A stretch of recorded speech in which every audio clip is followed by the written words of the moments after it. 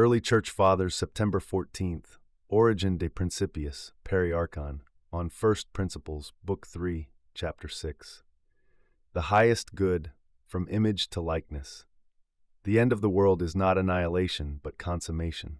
From the beginning, Scripture itself has revealed that the goal of rational creatures is to be conformed to God. Philosophers, with all their speculations, reached a similar conclusion when they defined the highest good as likeness to God.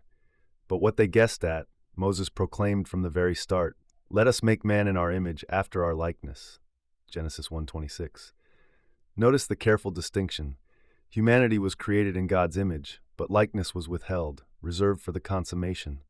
Image is the dignity granted in creation. Likeness is the perfection to be attained through a life of virtue, purification, and grace. The Apostle John declares the same hope. "Beloved, we do not yet know what we shall be, but we know that when he appears, we shall be like him." 1 John 3:2. This likeness is not ours yet, but it is promised. Christ himself prayed for it. "Father, I will that those whom you have given me may be with me where I am, that they may be one, as you and I are one." John 17:24-21. Thus the end is not merely to behold God, but to share his unity. God will be all in all, 1 Corinthians 15:28. This cannot mean God will somehow fill irrational creatures, stones, trees, animals, or dwell in wickedness. Instead, it means that in every rational soul cleansed of sin, all that remains will be God himself. Nothing alien will endure. What it means for God to be all in all. When Paul says God will be all in all, he teaches that each redeemed person will be wholly oriented toward him. The soul will not think, desire, or perceive anything apart from God. In this state, there is no longer a distinction of good and evil, because evil will no longer exist. The beginning and the end meet. Humanity will return to that first condition where the tree of the knowledge of good and evil was unnecessary. In Eden, before the fall, humanity needed nothing but communion with God. At the end, that condition is restored, perfected by experience and grace. Here lies the true consummation. God is all things to every soul. He is their sight, their wisdom, their joy, their love. Nothing foreign intrudes, nothing corrupt remains. God fills all things with himself, and thus creation comes to its proper goal. The promise of the spiritual body. But what of the body? Paul teaches that resurrection involves a new mode of embodiment. He writes, "We have a building from God, a house not made with hands, eternal in the heavens." 2 Corinthians 5:1. This is the spiritual body. It surpasses even the sun, moon, and stars in brilliance, for all visible bodies are temporary. As Paul says, "The things that are seen are temporal, but the things that are unseen are eternal." 2 Corinthians 4:18. This body is not a new creation ex nihilo, but the transformation of the same body we now bear. Paul explains, "It is sown a natural body, it is raised a spiritual body. It is sown in corruption, it is raised in incorruption. It is sown in dishonor, it is raised in glory. It is sown in weakness, it is raised in power." 1 Corinthians 15:44, 42, 43. This is no annihilation. What is now corruptible will become incorruptible. The last enemy, death, will be destroyed, not by erasing what God made, but by removing the hostility that sin introduced. Death ceases to be death, becoming instead life in God. The long restoration of all things. Origen insists that this transformation unfolds gradually. Souls progress at different paces, some swiftly, others slowly, through countless ages, until at last every rational creature is reconciled. Just as the soul is not annihilated but healed, so the body is not discarded but changed. The variety of creation that now serves God's purposes will finally yield to unity.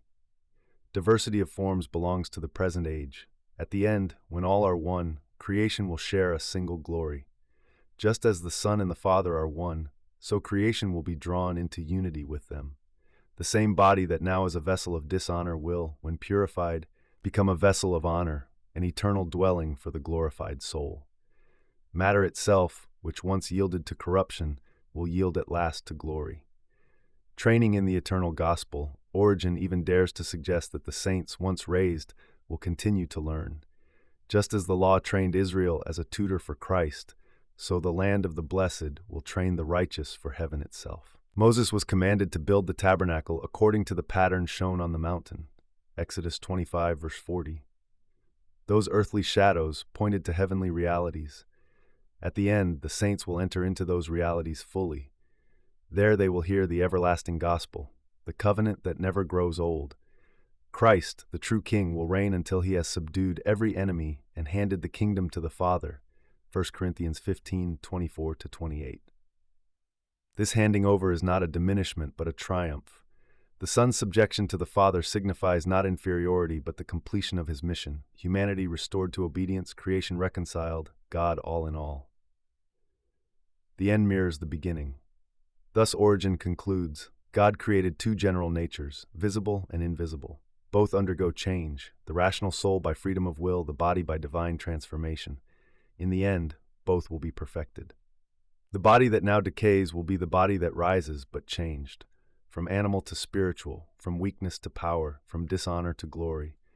Souls that once wandered will be reconciled, purified, and united to God. Evil will be abolished, death undone, and God will be everything to everyone. The end will not erase creation, but bring it to its proper goal. Just as in the beginning God made heaven and earth, so in the end he will make them new, the eternal dwelling of the righteous. What began in image ends in likeness. What began in corruption ends in glory. What began in division ends in unity. God will be all in all. Augustine Confessions, Book 12, Chapter 25. Truth above us all, hearken, O God, thou best judge.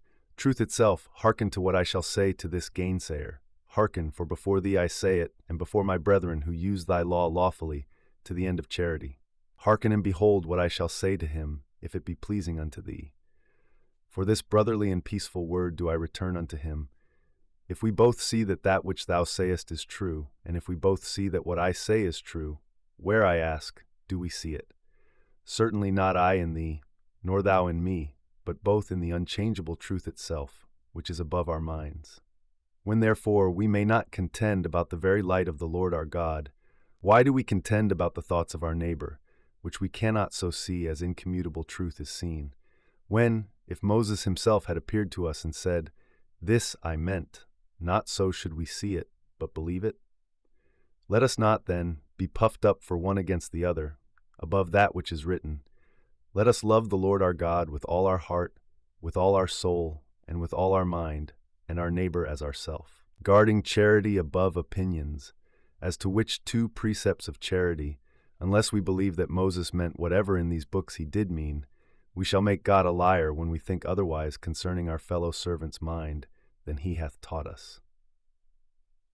Behold, now, how foolish it is, in so great an abundance of the truest opinions which can be extracted from these words, rashly to affirm which of them Moses particularly meant, and with pernicious contentions to offend charity itself, on account of which he hath spoken all the things whose words we endeavor to explain. St. Thomas Aquinas, Summa Theologica, first part of the second part, question 3. On what happiness consists. Article 4.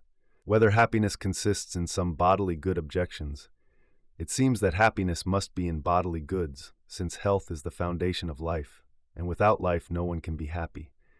Further, Scripture calls children a blessing, Psalm 127:3, so offspring seem to belong to happiness. Further, beauty and physical well-being give delight and are praised by men. Therefore, happiness is bodily. Responsio happiness is the perfect good that fulfills the human appetite. Bodily goods are ordered to the soul, not the other way around. Health, beauty, strength, offspring, all these are real goods, but they are instruments or results, not the end. True happiness must be in the good of the soul united to God. Quick Summa happiness does not consist in bodily goods. They are helpful or consequent, but not the ultimate end. Article 5. Whether happiness consists in pleasure. Objections. Pleasure is the most sought-after experience, even by animals, and so seems to be the highest good. Augustine says, all desire to be happy, and no one is happy who does not have delight. Therefore, happiness is delight. The psalmist says, you shall fill me with joy with your countenance, Psalm 16:11. Therefore, happiness is joy, which is a form of pleasure. Responsio happiness brings delight, but it is not the same as delight. Pleasure is an accident that flows from attaining the good. It is the companion of happiness, not its substance. The joy of the blessed is real, but it comes because they possess God. not because they pursued joy itself. To make pleasure the end would invert the order of goods, mistaking the glow of the fire for the fire itself. Quick Summa happiness brings delight, but it is not delight. Pleasure is the overflow of attaining the true good, not the good itself. Article 6. Whether happiness consists in some good of the soul, objections. It seems happiness must be in the soul, since Aristotle says happiness is an operation of the soul in accord with virtue. Further, what is within us is more lasting and stable than what is outside us. Therefore, the good of the soul seems to be happiness. Augustine says, "Happy is he who has God within him." Therefore, happiness is in the soul. Responsio, there is truth here. Happiness must consist in a good of the soul, but not in just any good. Virtue, knowledge, contemplation, these are noble, but they are ordered towards something greater. The soul's good is perfected only when united to God, the supreme good. The soul cannot be its own end. Its happiness lies in something higher than itself. Quick Summa happiness is indeed a good of the soul, but only as perfected by God, not as self-contained. The soul's true fulfillment lies not in itself, but in its union with God. A story with Zach. Zach had been on a health kick. He was eating clean, lifting, even running again. People noticed. He looked stronger, younger. For a while he thought this was it. I finally feel good. Maybe this is happiness. But one night, walking home under the stars, he remembered Aquinas. Health is good, but it isn't the end.